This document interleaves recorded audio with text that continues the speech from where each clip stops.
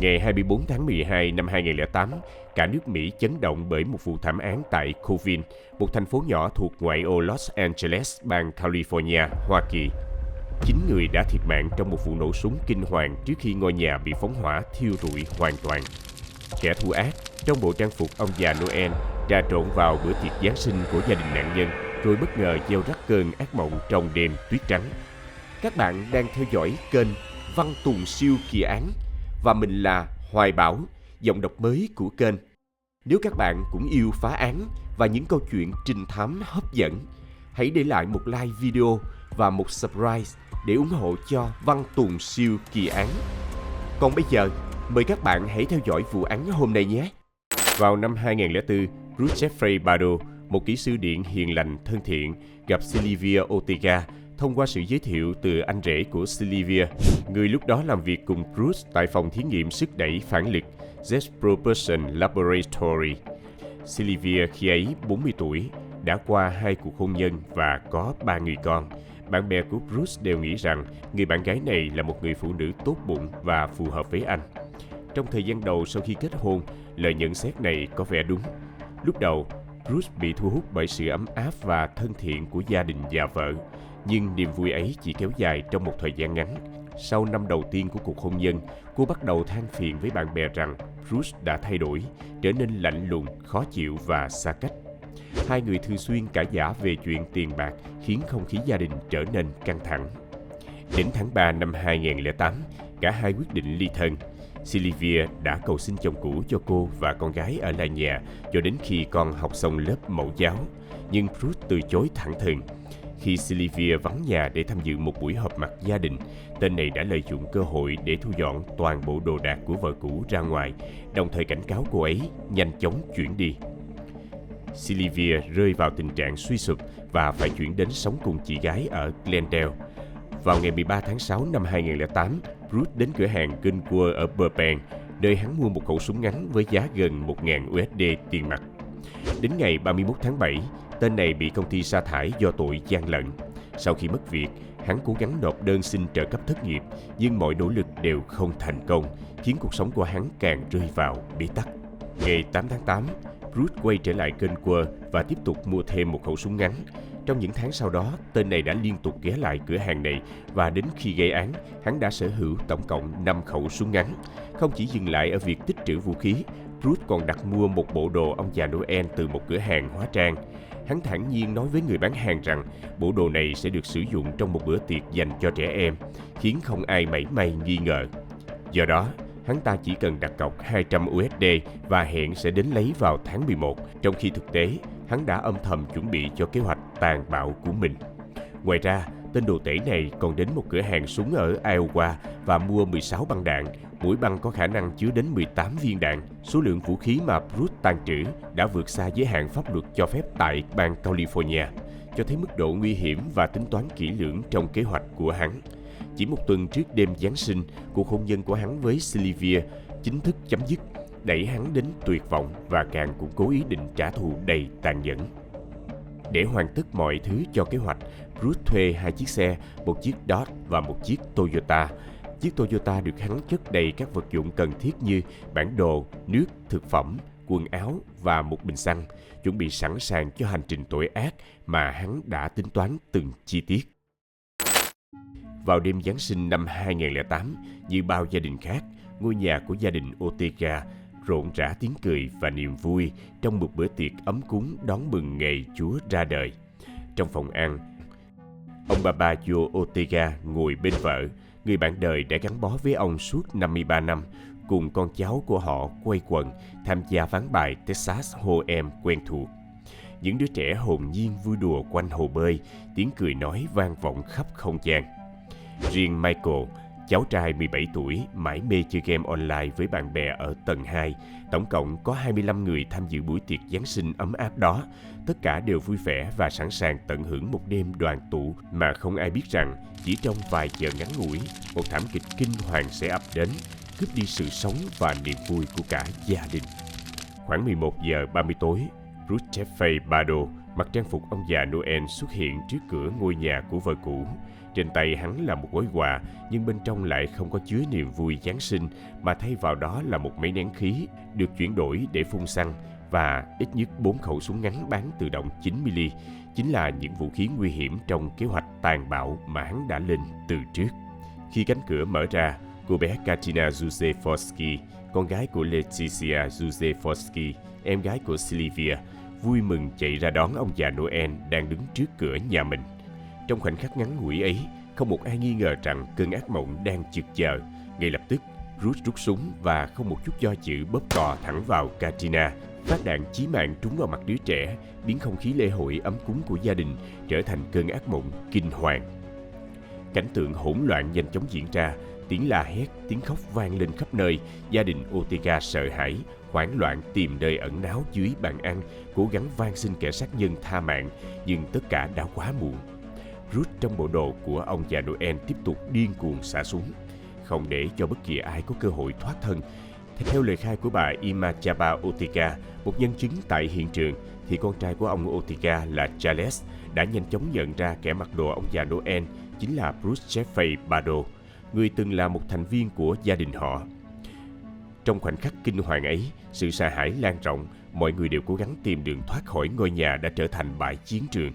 Dù đã bị thương, hai anh em James và Charles vẫn cố gắng chống trả tên sát nhân, nhưng tất cả nỗ lực đều vô vọng. Con rể cũ không chút do dự, tiếp tục xả súng thẳng vào ông bà Ortega cùng hai cô con gái của họ đang cố gắng trốn dưới gầm bàn. Alicia, mẹ của Michael, cũng bị xuống tay ngay tại chỗ, không có lấy một cơ hội sống sót. Sau khi thực hiện vụ xả súng kinh hoàng, Ruth tiếp tục mở gói quà mang theo để phun xăng, nhằm phóng hỏa cả ngôi nhà. Khi đó, dù ở trên tầng 2, Michael cũng không thoát khỏi thảm họa. Ngay sau khi Ruth châm ngòi, ngọn lửa đã bùng lên dữ dội, thiêu rụi mọi thứ trong tầm với. Michael thiệt mạng không phải do đạn, mà do ngọn lửa hung tàn đã được hắn lên kế hoạch từ trước. Khi toàn bộ căn nhà bị thiêu rụi, cũng là lúc kết thúc một đêm Giáng sinh đẫm máu và tàn khốc cho gia đình Ortega. Toàn bộ chính sinh mạng bị tước đoạt bởi súng đạn hoặc lửa thiêu. 3 người khác bị thương nặng là Józefowski, cô bé bị bắn vào mặt nhưng may mắn thoát nạn.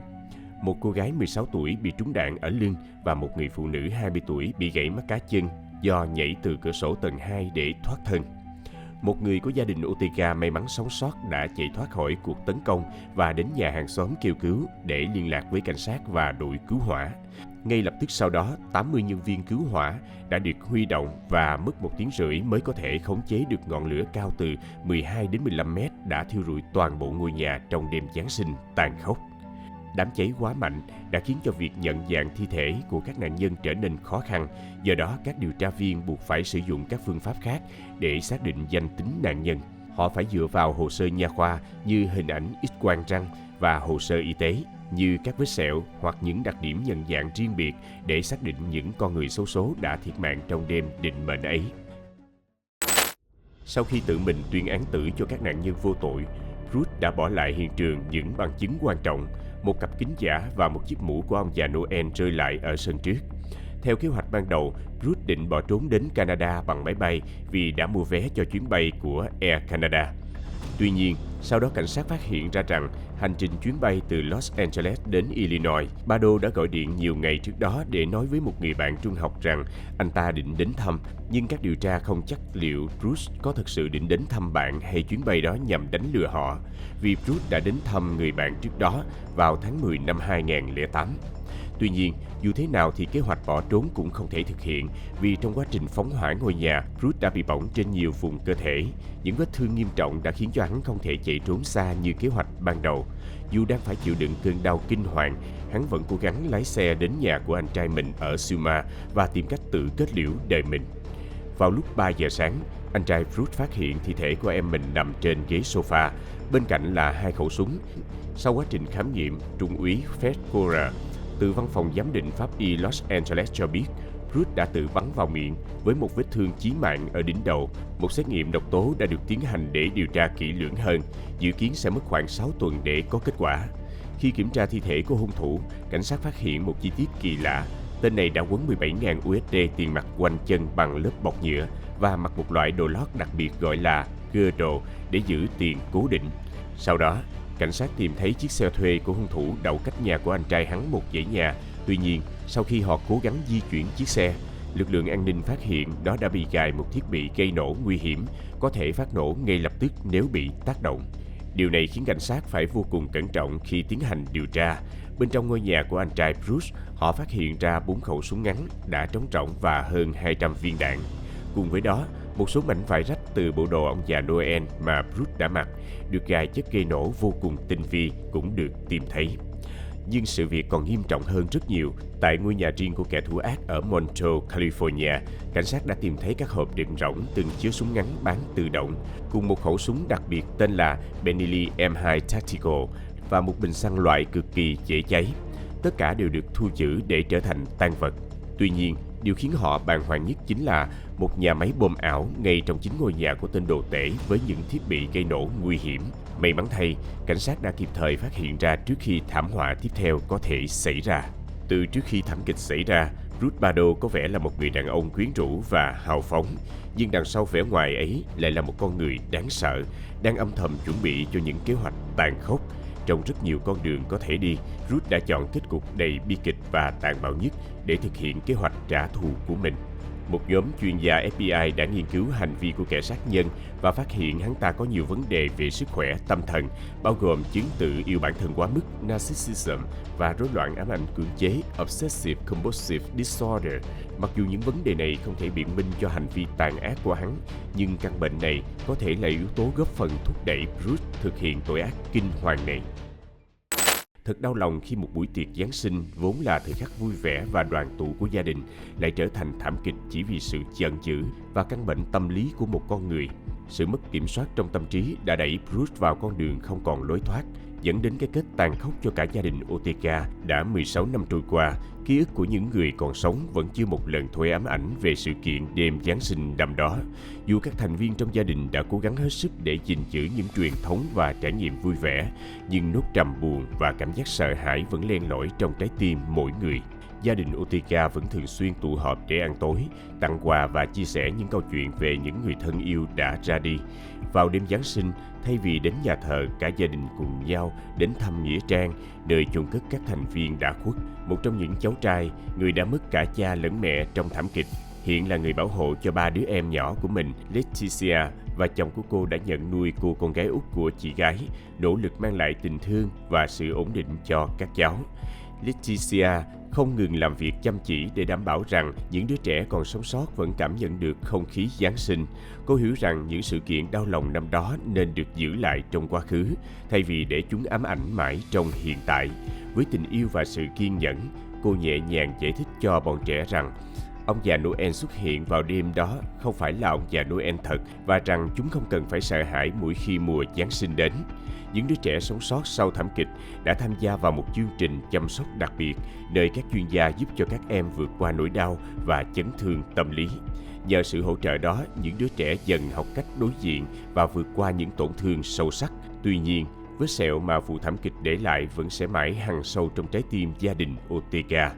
Leticia khẳng định dù ở đâu, bạn cũng thấy những ký ức về những gì chúng ta đã từng có, và rồi lại có những ký ức về đêm kinh hoàng đó. Bạn không thể thoát khỏi nó, nhưng cô cũng tin rằng dù có tất cả những nỗi đau ấy, Giáng sinh sẽ luôn là một dịp đặc biệt, và gia đình cô sẽ tiếp tục tổ chức các buổi tiệc trong dịp lễ này bất kể chuyện gì đã xảy ra. Dù cuộc điều tra đã kết thúc gần 16 năm trước, những nhà tâm lý từng giúp đỡ gia đình Ortega vẫn duy trì liên lạc, đặc biệt là vào mỗi dịp Giáng sinh.